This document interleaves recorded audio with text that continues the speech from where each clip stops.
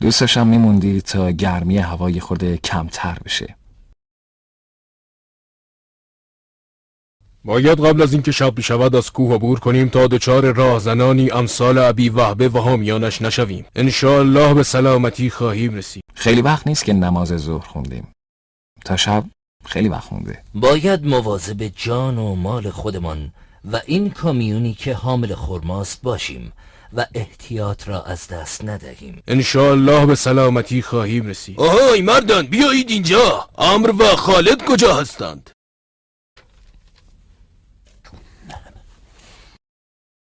السلام عليكم. وعليكم السلام ورحمة الله وبركاته.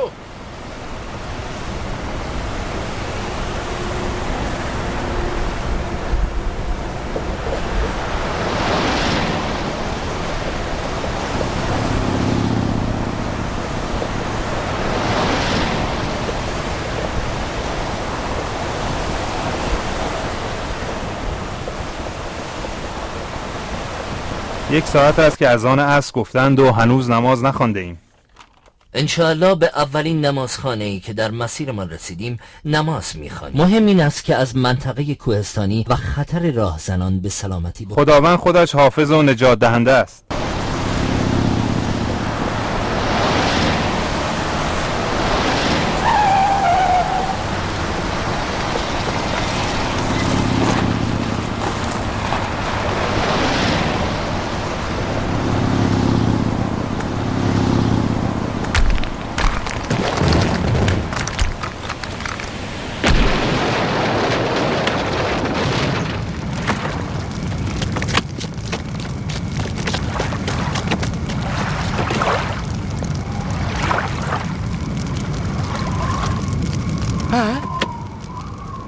چه اتفاقی افتاده است؟ سنگ بزرگی از آن بالا بر ماشین افتاده و ظاهراً بعضی از سیم‌ها سوخته و برق ماشین کاملا قطع شده. چقدر وقت لازم داری تا آنها را تعمیر کنی؟ بستگی دارد چقدر خراب شده باشد. مهم این است که سیم سالم پیدا کنیم تا سیم‌های خراب شده را عوض کنیم. کی سیم زاپاس داره؟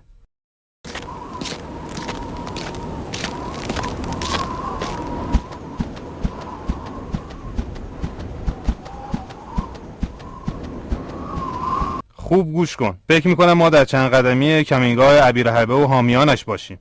چه زود شب نزدیک میشود. آنگاه ابیرهبه و حامیانش مثل مغول از کوه سرازیر میشوند و به دزدی و قتل و غارت ما میپردازند و به هیچ کس هم رحم نمیکنند.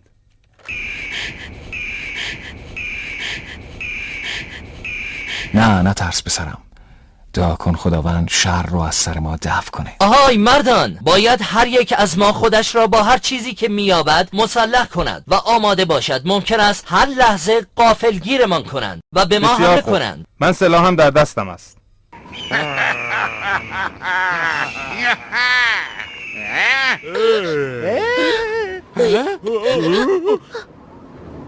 همش به خودمان مشغول شدیم و فراموش کرده ایم که هنوز نماز عصر را نخوانده ایم.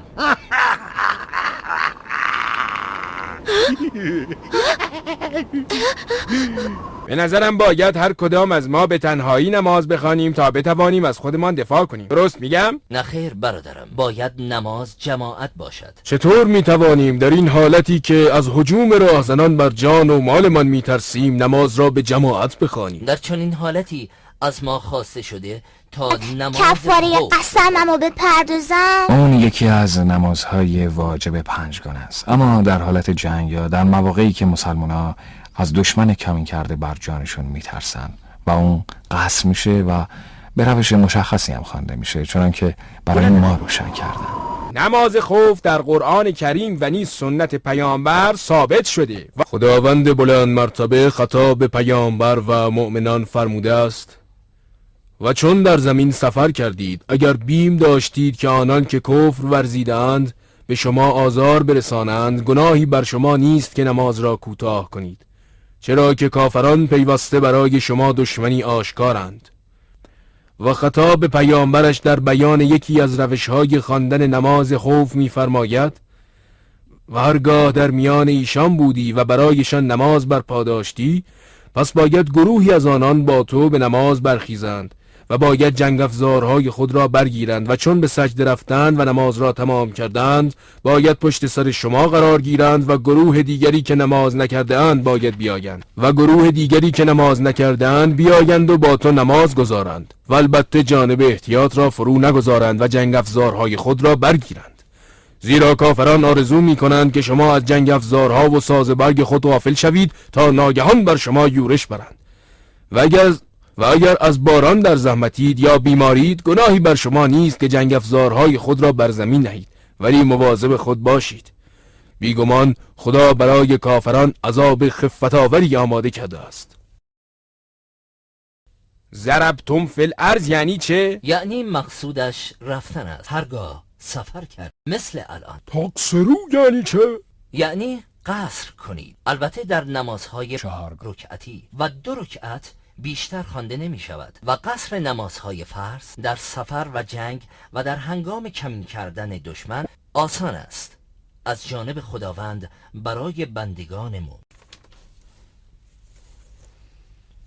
درباره سبب نماز ترس در حدیث صحیح با یارانش در جایی بودند به نام عصفان که مشرکان با آنان روبرو شدند و سردسته آنان خالد ابن ولید پیش از آن که مسلمان شده باشند و مشرکان میان قبله و مسلمانان قرار داشتند. پیامبر صلی الله علیه و آله و سلم نماز ظهر را با آنان خواند. وقتی مشرکان این صحنه را دیدند سخت پشیمان شدند.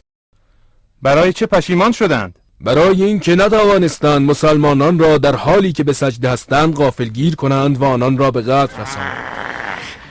مسلمانان در حالتی بودند که می توانستیم به آنان حمله کنیم و آنان را تار و مار کنیم، زیرا اسلحه‌هایشان را گذاشته بودند و مشغول نماز بودند. چند لحظه دیگه وقت نماز فرا میرسه. اون وقت واسه خوندن نماز حاضرن از جان خود و فرزندانشون بگذرن.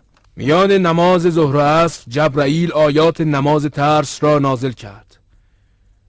چون وقت نماز عصر فرا رسید پیامبر به یارانش فرمان داد تا برای خواندن نماز ترس پشت سرش در 2 صف قرار گیرند، چنان که در آیاتی که ذکر شد بیان شده است. آیا نماز ترس مخصوص پیامبر است؟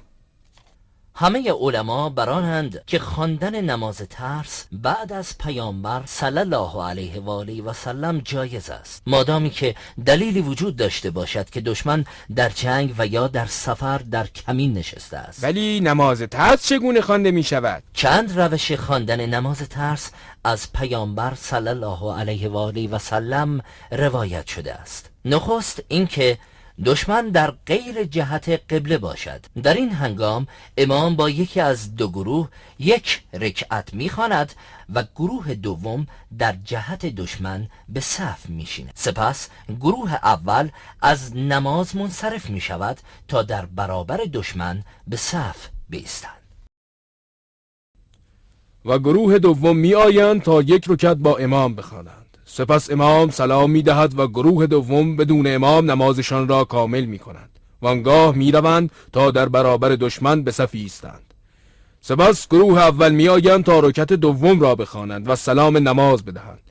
این روش موافق با ظاهر آیات ذکر شده درباره نماز ترس است.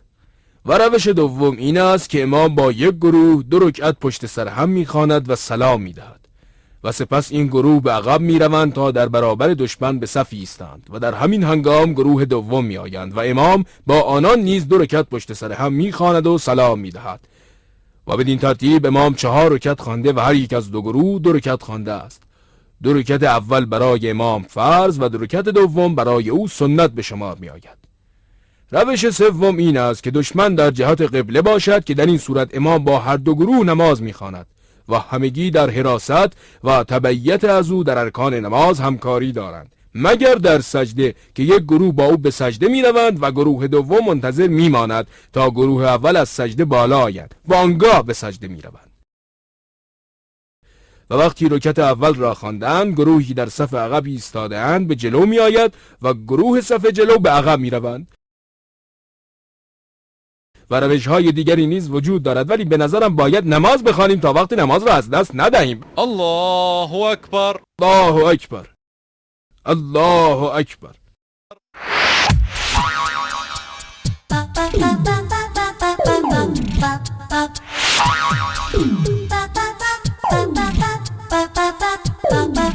ba ba ba ba